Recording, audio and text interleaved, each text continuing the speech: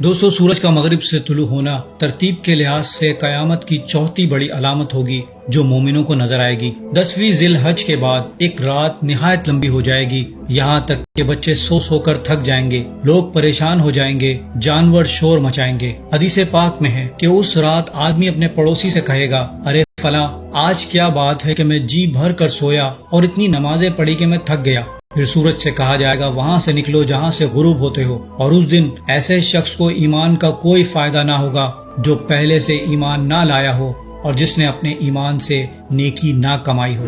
دوستو، جب سے اللہ سبحانہ و تعالی نے زمین و آسمان کو پیدا کیا، سورج ہمیشہ مشرق سے نکلتا اور مغرب میں غروب ہوتا ہے۔ اس بات کی اجازت وہ ہر روز اللہ سبحانہ و تعالی سے لیتا ہے، حتیٰ کہ جب مقررہ دن آ جائے گا تو وہ معمول کے مطابق اللہ سبحانہ و تعالی سے اجازت طلب کرے گا، مگر اسے اجازت نہ ملے گی۔ 3 دن سورج طلوع نہ ہوگا، پھر اس سے کہا جائے گا، جہاں سے آتے ہو وہاں لوٹ جاؤ۔ لوگ یہ دیکھ کر خوف زدہ ہو جائیں گے کہ سورج مغرب سے طلوع ہو رہا ہے۔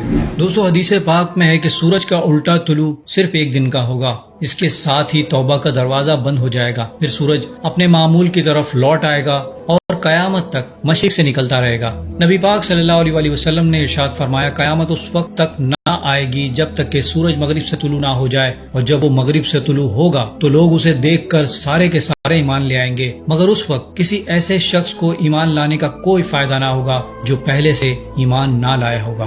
دوستو، طلوع آفتاب از مغرب اور ظہور دعوت الارض قیامت کی بڑی نشانیوں میں سے ہیں۔ دونوں کا ظہور ایک دوسرے کے آگے پیچھے ہے۔ اگر سورج الٹا طلوع ہوا تو دعوت الارض دن کے چاشت تک ظہور کرے گا یا اس کے قریب، اور اگر دعوت الارض کا ظہور پہلے ہوا تو سورج کا مغرب سے الٹا طلوع ایک دن بعد ہوگا۔ قرآن کریم میں مغرب سے سورج کے طلوع ہونے کے بارے میں اللہ سبحانہ و تعالی یوں ارشاد فرماتا ہے، جس دن تمہارے رب کی ایک نشانی آئے گی، کسی جان کو ایمان لانے کا فائدہ نہ ہوگا جو پہلے ایمان نہ لایا ہوگا یا اس نے اپنے ایمان میں کوئی بھلائی نہ کمائی تھی۔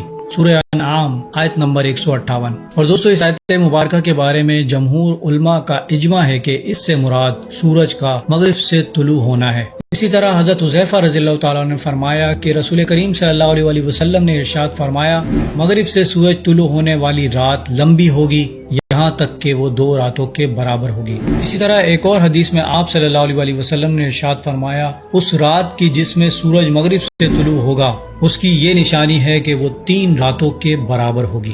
دوستو، دونوں روایت کے احوال سے امام بہیقی رحمۃ اللہ تعالی علیہ کی روایت ہے کہ حضرت عبداللہ ابن عمر رضی اللہ تعالی عنہ نے فرمایا کہ وہ رات 2 یا 3 راتوں کے برابر ہوگی تو لوگ ڈر کر اٹھ جائیں گے اور نماز پڑھیں گے، اپنے کاروبار بھی کریں گے، مگر ستارے بدستور آسمان پر موجود رہیں گے، پھر وہ سو جائیں گے، پھر جب اٹھیں گے تو رات ابھی بھی باقی ہوگی، وہ خوف زدہ ہو کر مسجد میں جائیں گے، عبادت و استغفار کریں گے اور سورج کے نکلنے کا انتظار کریں گے، مگر طویل انتظار کے بعد سورج کا طلوع بجائے مشرق کے مغرب سے ہو جائے گا۔ اس پر لوگ بہت پریشان ہوں گے۔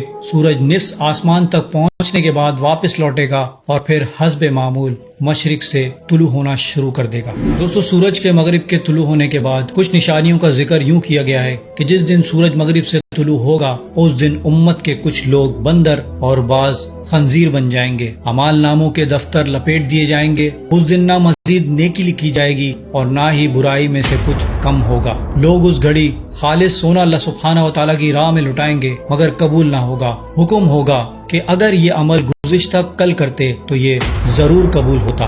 کسی کو سورج کے مغرب سے طلوع ہونے کے بعد ایمان لانے کا ذرہ برابر بھی فائدہ نہ ہوگا اور نہ کوئی عمل کار آمد ہوگا۔ حضرت کعب رضی اللہ تعالیٰ عنہ نے آپ صلی اللہ علیہ وسلم سے عرض کیا، یا رسول اللہ صلی اللہ علیہ وسلم، مغرب سے سورج طلوع ہونے کے بعد لوگوں پر کیا اثرات ہوں گے اور دنیا پر کیا گزرے گی؟ تو آپ صلی اللہ علیہ وسلم نے ارشاد فرمایا، اے ابی ابن کعب، اس کے بعد سورج اور چاند دوبارہ نور کی روشنی لے کر پہلے کی طرح بدستور طلوع و غروب کریں گے، اور لوگ اتنی بڑی نشانی دیکھنے کے باوجود دنیا پر ٹوٹ پڑیں گے، اسے خوب آباد کریں گے، خوب باغات لگائیں گے، اعلیٰ تعمیرات کریں گے، جبکہ دنیا کا یہ حال ہوگا کہ کوئی بچڑا پیدائش کے بعد پالنا شروع کرے گا تو اس لائق نہ ہوگا کہ اس پر سواری کر سکے، یہاں تک کہ قیامت آ جائے گی، اور یہ مغرب سے سورج طلوع ہونے سے سور پھونکنے تک کا وقت ہے۔